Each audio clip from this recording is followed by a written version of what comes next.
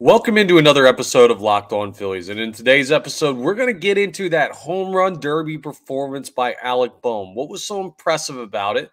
Did he maybe deserve better? And should we be proud of him? Absolutely. We'll get into it on today's episode.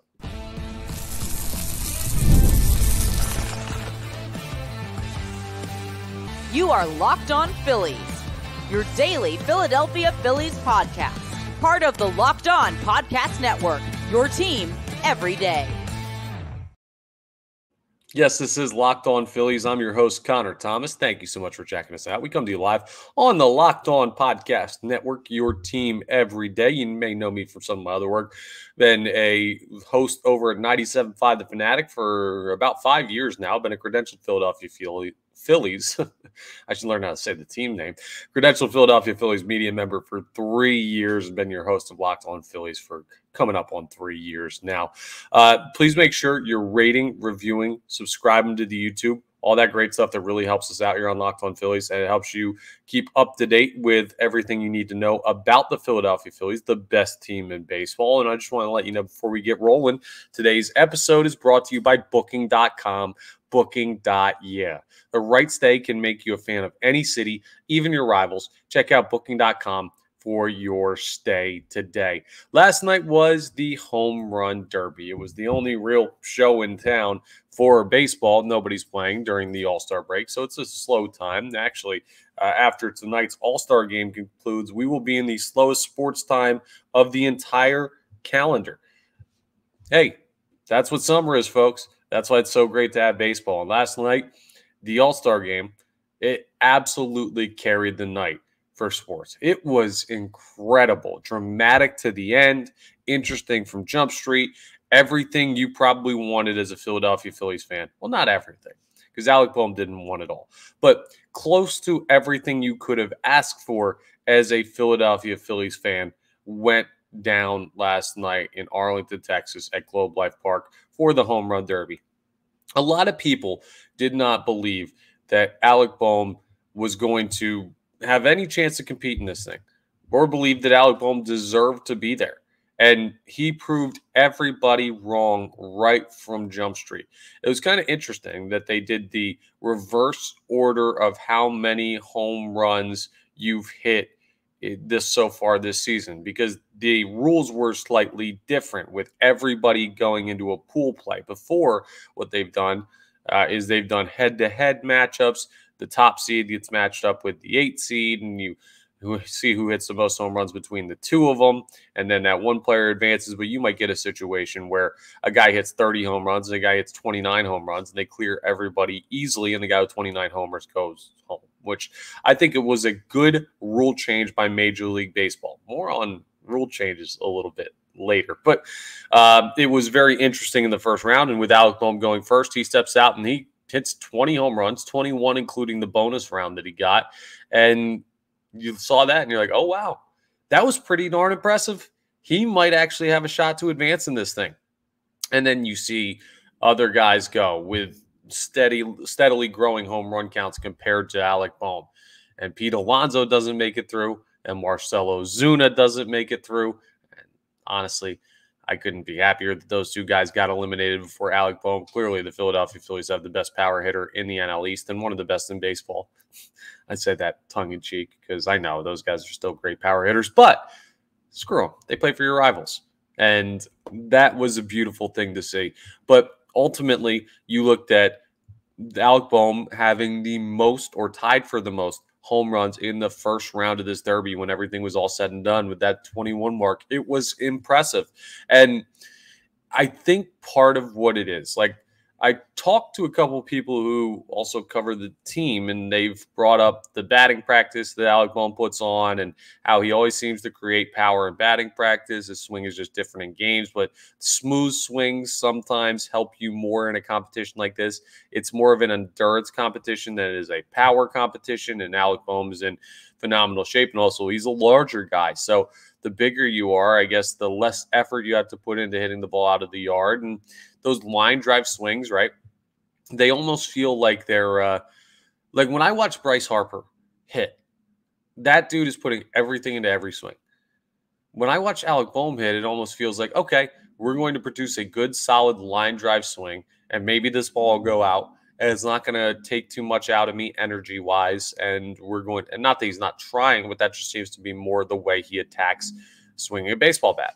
And that may have been beneficial to him last night. But every Philadelphia Phillies fan should have been incredibly proud that Alec Bohm was the guy that led or tied for the lead in the first round of the home run derby with home runs hit.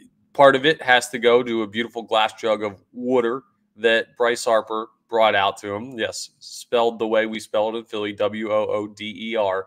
The water was brought out. It is some classic Bryce Harper pandering to the city of Philadelphia, but you gotta love it.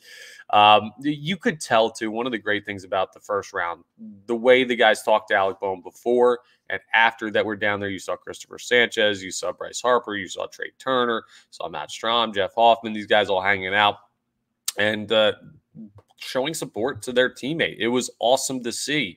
And they gave just, I thought, and this is biased, obviously, and this is kind of a dumb aside because it doesn't really matter, but it kind of matters.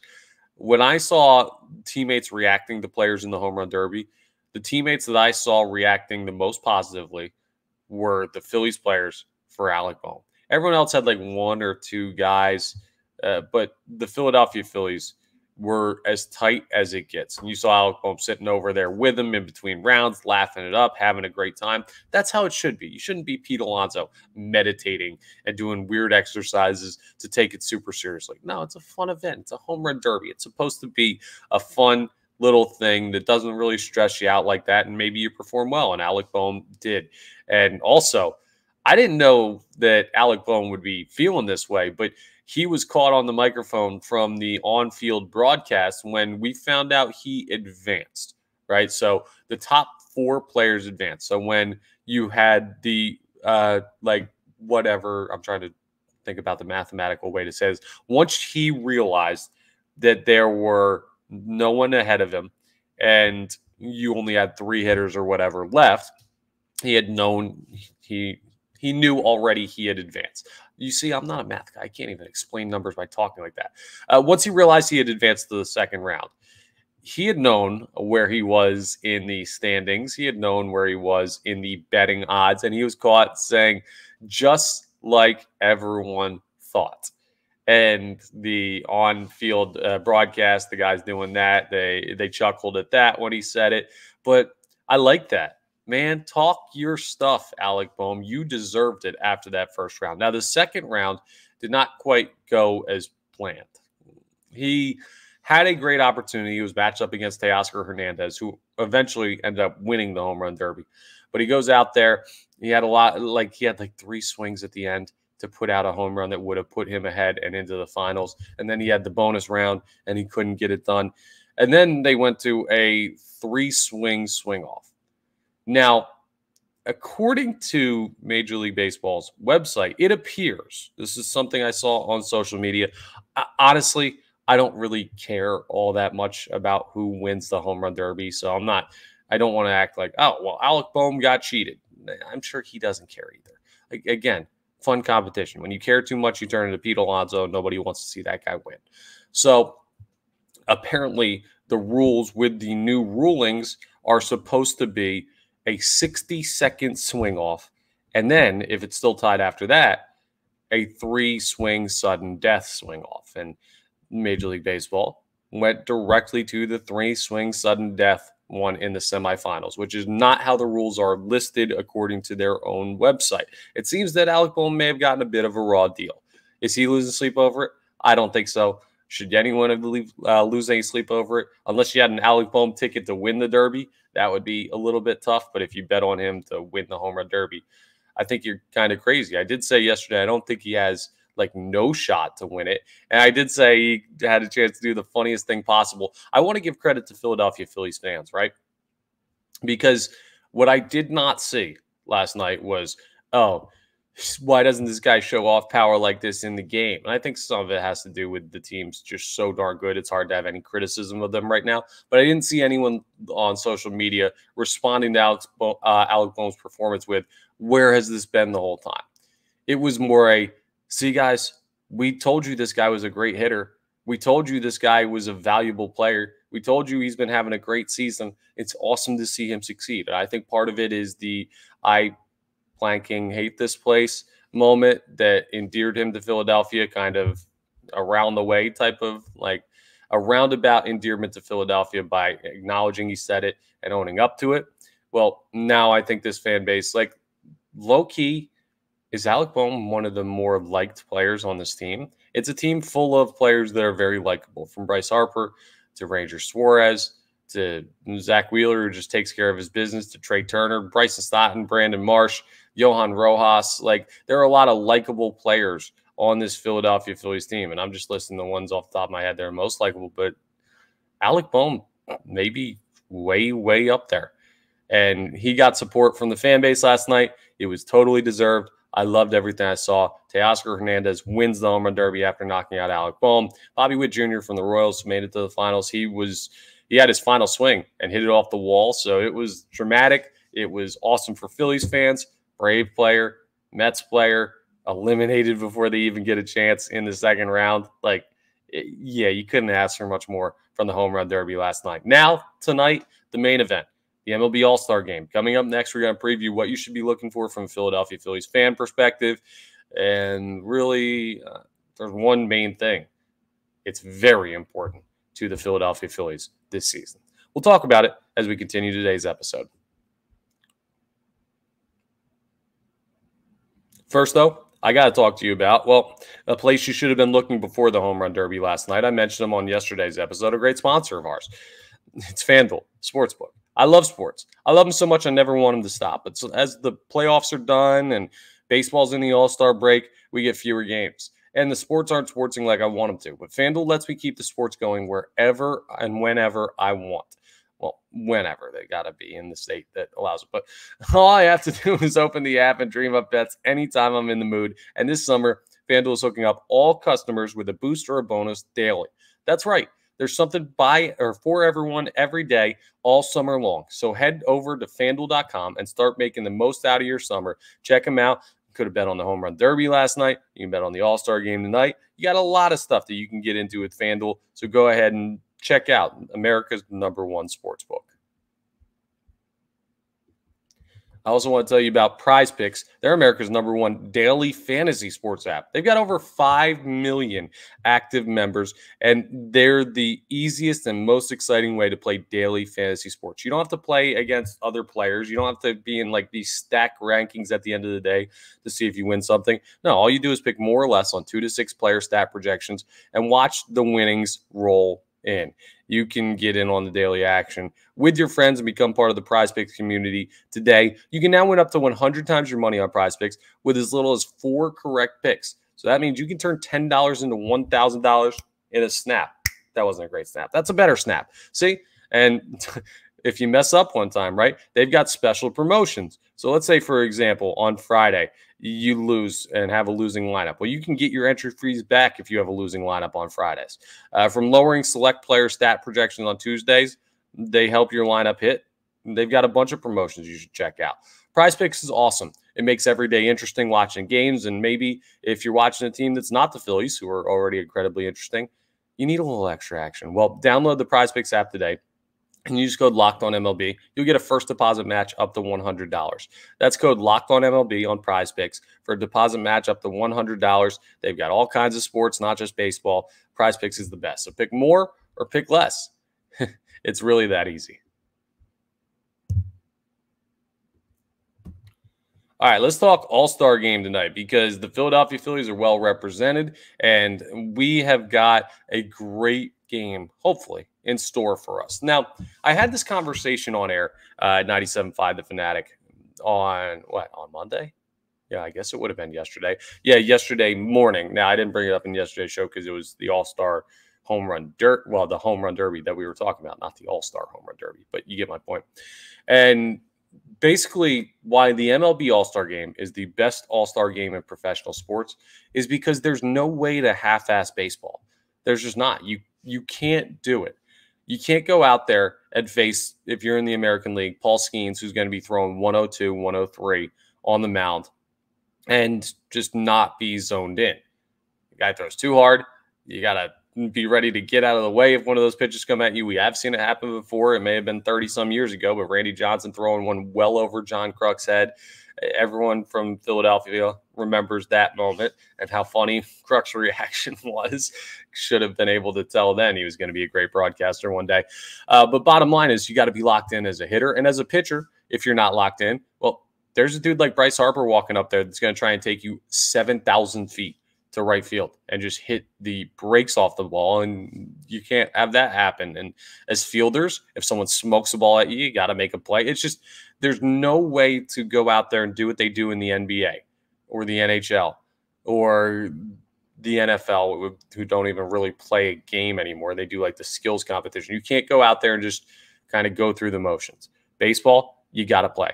And that's why the All-Star Game is so much fun. But it's also fun because of a lot of the sideshow stuff that you're going to get tonight with conversations on the field, dudes that are mic'd up. I'm sure you're going to be looking at a situation where the Philadelphia Phillies have some guys mic'd up, from Bryce Harper to Trey Turner to Alec Bohm talking about the home run derby. Maybe you'll hear from Christopher Sanchez, Matt Strom, Jeff Hoffman. Those will be the guys participating. Ranger Suarez, Zach Wheeler, both not pitching tonight. So those are the guys that are going to be in the game. Again, I'll list that out. Turner, Harper, Bohm, Hoffman, Strom, Sanchez. Those are the guys that are available. Actually, you know what? Ranger Suarez may be available too. But those are the guys that were for sure like there and hanging out last night that I know are down there in Texas. I'm not sure if Ranger Suarez is taking that time to not throw in the All-Star game, but because he hasn't been good lately. But bottom line is you're going to see a good amount of Phillies representation. We have the lineup for you. And this should be enough in and of itself for you to turn on the game tonight and watch it, at least for the first couple innings. Now, I'm going to watch every second of this because I can't wait to see what happens with Phillies players. I can't wait to see Hoffman and Strom pitch, who are great bullpen guys. Normally, I'd check out maybe like the 6th or 7th inning. I'd be done. But who knows? One of those guys might get the 8th. One of those guys might get a save situation in the 9th. So I want to see how they do against some of the best hitters in baseball. Listen to this National League lineup, though. This is flat out amazing. Leading off from your Arizona Diamondbacks, Ketel Marte. Cool. He's playing second. Shohei Ohtani's batting second, DHing.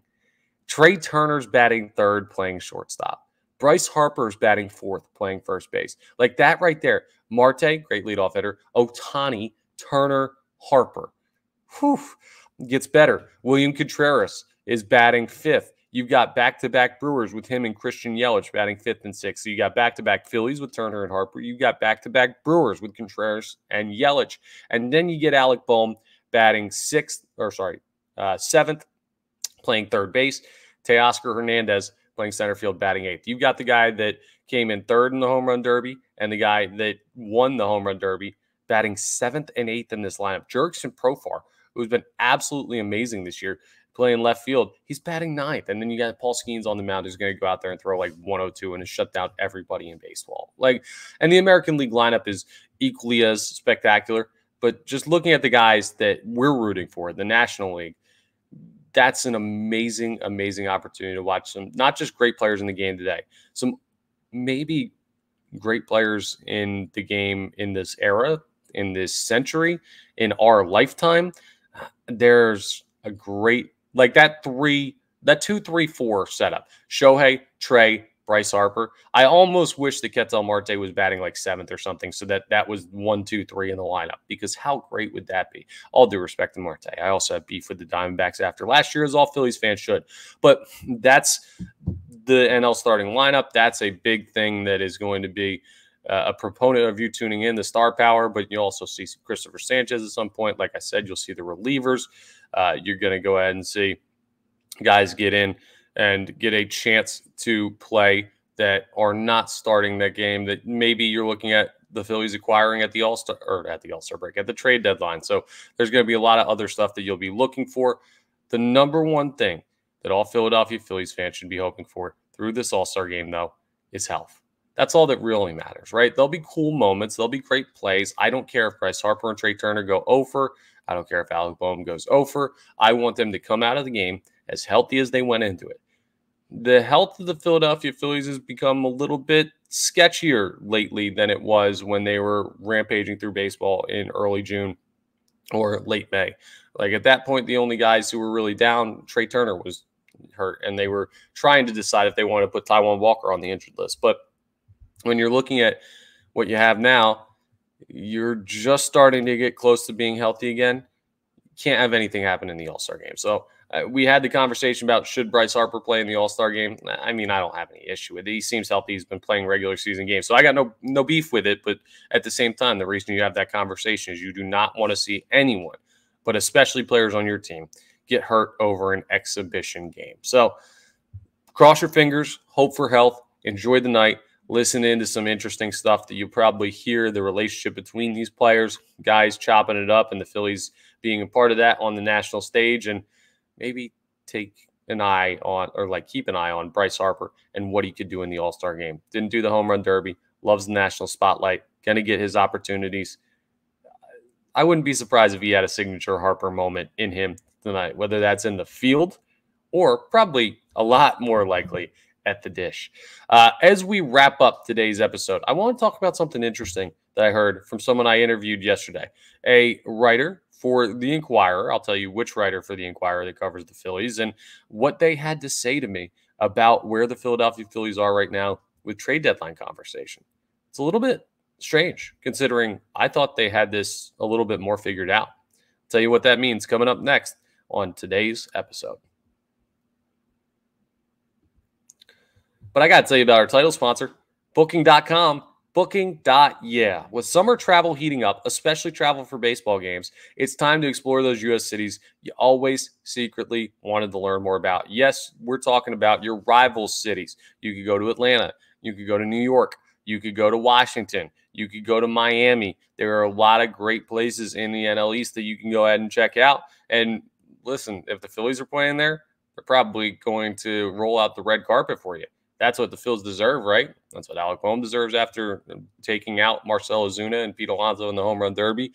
It's a great time to visit your rival cities, not just because the Phillies have bragging rights, but because Booking.com can set you up with hotels, bed and breakfast, vacation rentals, resorts, and so much more. You just got to go to Booking.com. You might just find your perfect stay, even in your baseball rivals city. So the right stay can make you a fan of any U.S. city, like we were talking about, even your rivals. Book today on Booking.com on the site, or you could go to the Booking.com app. I want to say it one more time just because it's so much more fun to say. Booking.com, Booking.yeah. All right, so last night, I did a special radio program on 97.5 The Fanatic, just discussing the All-Star break, what the Phillies did in the first half, looking back at some magical moments of the first half. We're going to do our own version of that when the All-Star game. And so tomorrow we'll have reaction to the All-Star game and some other stuff. And then Thursday will be the episode where it's just like, oh, we have a chance to totally look back at the first half before we preview the series with the Pittsburgh Pirates that begins on Friday. Feels like it should be a longer break. It is not, folks. Phillies are quick back at it. So if you missed the Phils playing baseball, you only got a couple more days to go. But I talked last night with Scott Lauber, who covers the Phillies for the Philadelphia Inquirer. Does great work covering them, has been around baseball for a long time. And Scott knows this team inside and out. And I was talking to him about potential trade deadline acquisitions. And I was like, maybe you have a favorite player. Maybe you've just got it down to a position. Maybe you've got a couple of positions. What are your thoughts? And he somewhat dodged the question and gave me an explanation for why. He wasn't just like, oh, I don't have one. But essentially, that's what he was like with more explanation. I found it very interesting the way he described it. He said that the Philadelphia Phillies still on this day, remember, folks, it is July 16th. We are at the day of the All-Star game. The trade deadline is right around the corner. And Scott Lauber told me that the Philadelphia Phillies, he believes, are still internally evaluating what they need to do at the trade deadline. Okay, well, I assumed, probably seems incorrectly, that the Philadelphia Phillies were already strongly feeling what they wanted to do. They already had a good idea of what positions they needed to add, who the players they could be adding would be and what they would need to pay for them. Maybe that last part is the only part that gets a little bit iffy because you don't know exactly what the price is on these players yet, depending on who's in the market and who's not. But Scott Lauber brought up a great point. There are a lot of teams bunched together in the standings. Let me just read you right now, just for argument's sake, the standings in the National League when it comes to the wild card position. The Phillies haven't really looked at this all year because they're beating the brakes off everybody. But when you look at the wild card standings in the National League, the Braves are in there at 53 and 42. The Cardinals are in there at 50 and 46. But the Cardinals at 50 and 46, right? Here are the teams behind them. The Mets are 49 and 46. They're only a half game back. The Diamondbacks are 49 and 48. By the way, last year's National League winners, they're only a game back. The Padres, they have 50 wins. They're just 50 and 49. They're more games ahead. They're only a game back. The Pittsburgh Pirates at 48 and 48, game and a half back. The San Francisco Giants, 47 and 50, 3 games back. The Cincinnati Reds, 47 and 50, 3 games back. The Chicago Cubs, 47 and 51, 3.5 games back. The Washington Nationals at 44 and 53 are only 6 games out of a wild card spot at the All-Star break. So here's why this is an issue, and this is something that is going on in the American League to a lesser extent, but it's more a National League backup. You have 1, 2, 3, 4, 5, 6, 7, 8, 9, 10 teams in the National League that feel that they're in the wild card race. So they don't know if they're selling yet. So that means the teams like Pittsburgh, they don't know if Brian Reynolds is on the move. The Giants, they don't know if they're going to be moving anybody that they have in the outfield that the Phillies could be interested in. The Reds, maybe they'll be in the equation come trade deadline. Maybe they won't be. And a lot's going to have to figure it out quickly. But I guess the main sticking point that I didn't really think about is teams don't know whether they're buying or selling. The Phillies see this and they say, hey, we like some of the options out there, but we're not ready to decide yet because we don't know who all's on the table. And I guess I just didn't look at it that way. I thought, okay, you got Brent Rooker, you got Jazz Chisholm, you've got Luis Robert, obviously, who's been the most talked about. You've got Cody Bellinger if he's healthy, and that's kind of your grouping of players that you'd be looking at acquiring. Maybe something more interesting comes down the pike for the Philadelphia Phillies. But I found it very strange, not only that the Phillies were still evaluating who's available out there, but still internally evaluating what they need. And to me, I draw a couple of conclusions from that. First, I don't think the jury's 100% out on Brandon Marsh. I think he's a platoon player, but maybe more of a platoon player, like more of a prominent platoon player. Like he plays 70% of the time. Some guy plays 30% of the time than we initially thought. I do think that Yohan Rojas has clearly made an impression since he's come back up from getting sent down to AAA. He's looked much, much better on the base pass. He's looked really good in center field. He's looked a little bit better at the dish. And that's making the decision a little bit more difficult for the Philadelphia Phillies brass and Dave Dombrowski. So I guess it's a good thing, right? You don't want to hear, oh, yeah, this team is already decided on what they want to do. They're just waiting for the right time to do it. That would seem to be short-sighted because you're not giving yourself the full time allotted to make the best decision.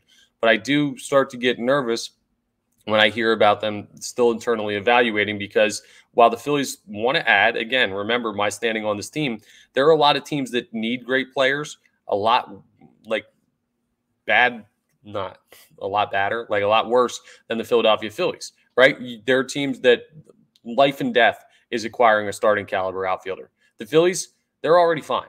Like if they don't do it, they're still going to make the postseason. It may not put them in as good of a situation we want them to be in or they deserve to be in based on the prospects they have to move and the expectations of this year. But like, I don't know. The Braves are more desperate than the Phillies right now. All those teams I just listed out to you that are in that wild card race are more desperate than the Philadelphia Phillies are right now. And the more time the Phillies take to internally evaluate, the more I wonder if some team's going to sweep in and give these guys a Godfather offer, an offer they can't refuse. I would hate to see that, but you know, that is part of the risk with playing time. What I will say is this offseason, it was a game of chicken between Dave Dombrowski and free agents around Major League Baseball to say, hey, we don't feel like we need anything. And he ended up with Whit Merrifield, which I know how that turned out. It might sound funny at this time because they just released Whit Merrifield, but that was a strong signing. That was a signing that we could all get behind that I thought was the right fit for the team for not too expensive an amount of money. Like he did well this offseason. He did well the previous offseason. He's done well basically throughout his career with stuff like this. So I've got faith in Dombrowski. I just found it very interesting, and we'll have a deeper discussion about the trade deadline as we draw even closer. Maybe that's a Thursday thing. Maybe that's the next week thing. I'll let you know when we're going to get deeper into that. But we will have a further discussion on the trade deadline. It just was interesting to me that Scott Lauber of the Inquirer, who I talked to yesterday, who covers the team, said that he senses some indecision with the team still. Thought we were closer than what we were, but that just shows you we got a lot of time.